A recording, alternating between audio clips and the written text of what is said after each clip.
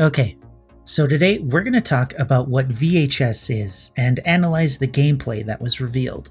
This will give everyone a better idea about the goal of the game and whether or not it might be worth your time. But most importantly, we'll talk about what VHS needs to overcome in order to avoid being the next failed asymmetrical horror upstart.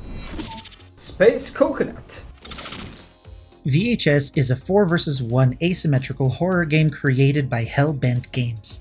One player plays as a monster spawned from one of thousands of VHS tapes, which opens up the possibility for a myriad of possible monsters to play as. Those revealed so far are the weaponized amphibious replicant technology, Wart, the werewolf, and the Dollmaster.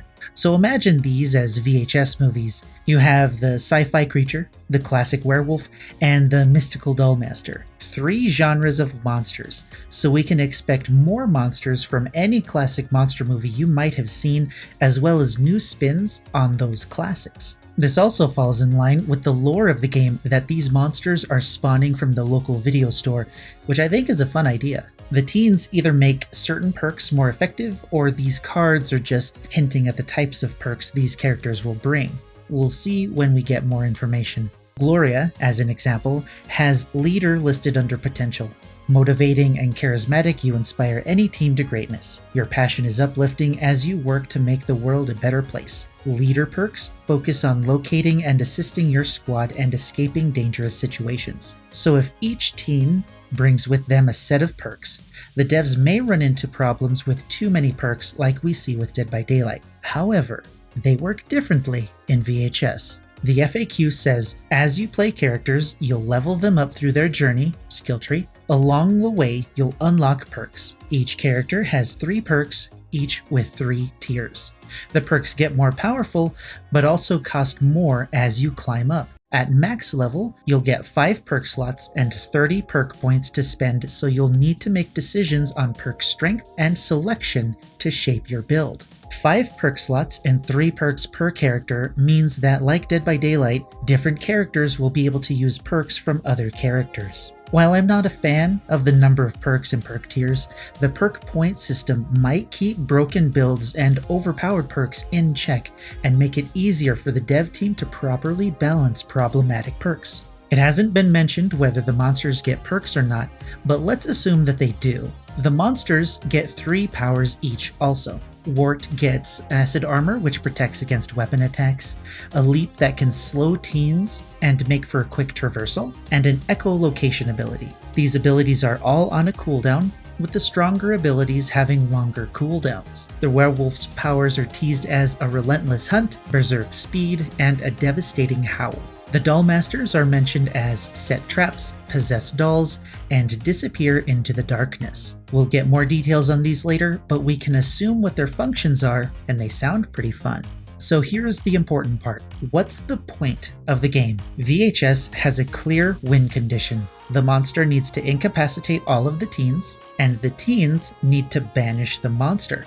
To banish the monster, the teens need to hit it with 4 weapon types or stigmas in this game. These are visible for both sides at the top of the screen. As the monster is damaged, with a stigma the icon lights up until it goes out and the monster is temporarily banished. After that point, additional damage of that particular stigma will only stun the monster, so teens will need to pay attention to that in order to make and use weapons effectively. Once it has been damaged by all 4 types, it's banished permanently and the teens win. The teens have to craft these weapons at various stations located around the map. Some weapons need to be charged, but are probably more powerful as a result. If the teens are armed, the monster will have to play smart in order to make them waste their weapon or catch them by surprise. To incapacitate the teens, the monster needs to reduce their HP bar to 0. Each hit will reduce the bar, but an injured teen will be downed when hit, and their HP bar will slowly tick down until another teen picks them up or they become incapacitated. Teens can heal their injured status, but they won't regain health points.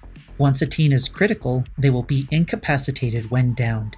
This is symbolized by the purple skull on their profile. The monster will need to injure the teen first before they can incapacitate them with the second hit if they are not injured. Once incapacitated, their spirits leave their bodies and they're supposed to find the Book of the Dead, but the gameplay doesn't show us what this does or what it looks like. It probably revives an incapacitated teen. There's also something called a Dark Shard that pops up, but they don't reveal what this does either. The monster also has an enrage bar that resets when it's banished, but the rules of gaining or losing rage aren't clear in the gameplay, and I'm not exactly sure what benefit the enraged status gives the monster. So we'll find out all of the stuff we don't know later. For the teens, even if they weren't on comms, the HUD gives the teens a lot of information. They can see the health states, HP, weapons, items, and even the locations of the other teens. The devs have clearly played solo Survivor on Dead by Daylight because the information shared by the game will greatly help solo players still work as a team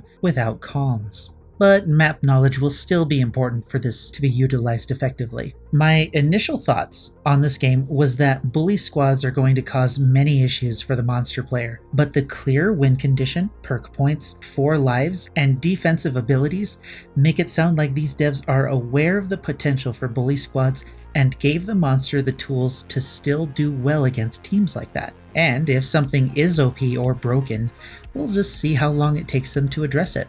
Now here's the thing, will this kill Dead by Daylight? It's easy to say no it won't, but the biggest plus this game has is that it's free to play.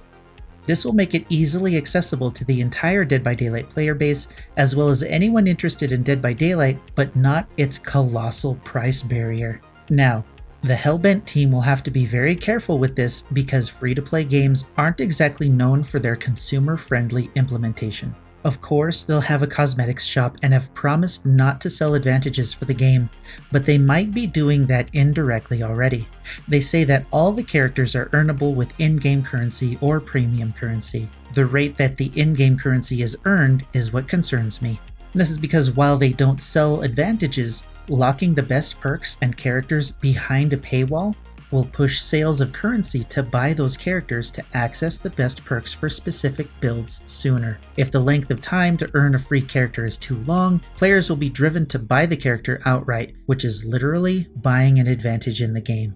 In my opinion, it'd be nice to see all the characters available at the start. This way there isn't a colossal disparity between players who started on day 1 and players who start several months from release. This is a big problem that Dead by Daylight has, and I hope that the Hellbent team will take that barrier to entry into consideration with their monetization model and be more consumer-friendly than the Behavior team is. Players love skins. If the game is good and the monetization is fair, even I'll drop some change on a shop with some amazing looking skins for the characters I really like. I'm getting ready to drop some money into Final Fantasy XIV to buy some stuff on their shop, even though I don't think it should have a cash shop, because I'm really enjoying the game. VHS looks like it's fun to play. That should really be enough reason to try it out, but the fact that it's free to play makes it very easy to give a shot, even if you don't think you'll like it. I'm excited to try it out during its beta if I'm invited or its release, but in the meantime I'll be keeping a wary eye on their monetization of characters